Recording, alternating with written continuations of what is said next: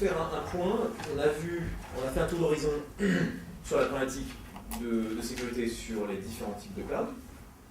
Maintenant, je vais juste revenir sur, je dirais, un des points clés du cloud, qui est la virtualisation, puisque là, on va retrouver des enjeux qui sont, j'ai envie de dire, plus précis et plus potentiellement plus embêtants de manière fine à traiter. Les types de questions qu'on va retrouver, ils sont de plusieurs ordres.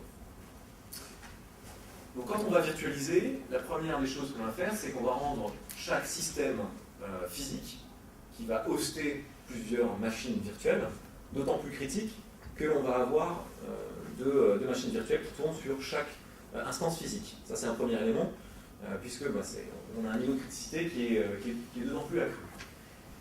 Deuxième problème, c'est que les frontières physiques d'un système sont supprimées. C'est-à-dire qu'on n'a plus une machine physique, on a des machines virtuelles qui sont sur une machine physique, plusieurs machines physiques, avec la problématique également du sprawl, du déplacement des machines virtuelles sur différentes instances ou différents serveurs physiques. Donc là, on a un problème également de traitement de où est la frontière de la gestion de ces machines virtuelles.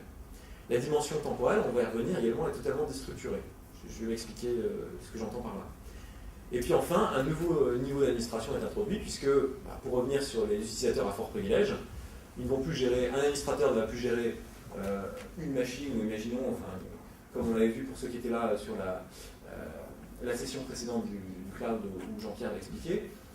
Chez CA, quand on a adopté le cloud en interne pour des besoins de calcul notamment, un administrateur ne s'occupait plus de 50 serveurs, mais de potentiellement 600 serveurs. Donc on avait augmenté, je dirais, la productivité interne de l'administrateur, mais également on a un niveau d'administration qui est d'autant plus accru que ça a un impact potentiel sur des failles de sécurité, ou en tout cas le niveau de sécurité qui va être donné à chacun de ces administrateurs.